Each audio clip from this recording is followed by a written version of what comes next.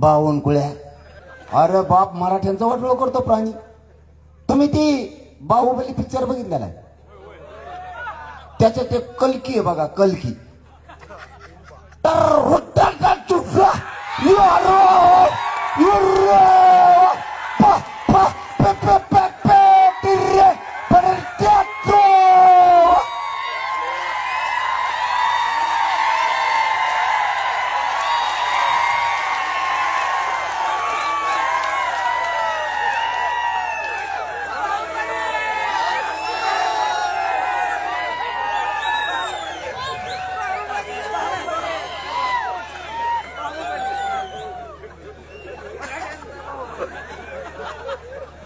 सोपं नाही बा बावनकुळ्या.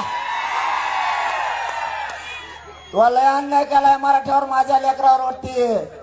तर मंडळी, हे होते मनोज जरांगे पाटील. यांनी बावनकुळे यांची तुलना बाहुबली चित्रपटातील कल्केय या पात्रासोबत केली आहे. त्यांच्या बोलण्याच्या शैलीचा आणि वागणुकीची थट्टा उडत त्यांनी अत्यंत आक्रमक पवित्रा घेतला.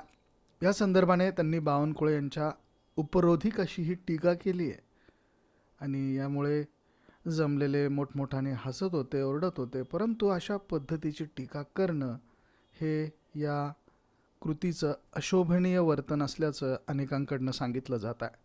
बावनकुळे हे मराठा समाजाचं नुकसान करत असल्याचा गंभीर आरोप मनोज जरांगेंनी केला आणि या भाषणात मराठ्यांचं वाटोळं करणारा प्राणी अशा जहाल शब्दात त्यांनी बावनकुळे यांचा निषेध केला.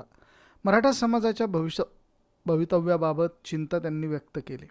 आपल्या मुलांच्या भविष्यासाठी आणि मराठा समाजाच्या हक्कासाठी हे भाषण असल्याचं त्यांनी या ठिकाणी नमूद केलं. भाषणादरम्यान त्यांनी केलेल्या घोषणांना आणि टीकेला उपस्थित समुदायाने मोठ्या प्रमाणात प्रतिसाद दिला आणि जल्लोषात सगळं वातावरण निर्माण केलं.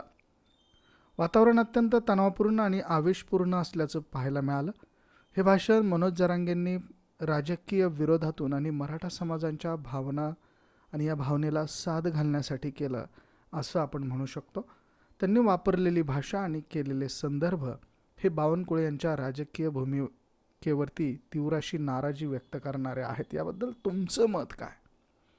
कमेंट करा. व्हिडिओ आवडला तर शेअर करा. धन्यवाद.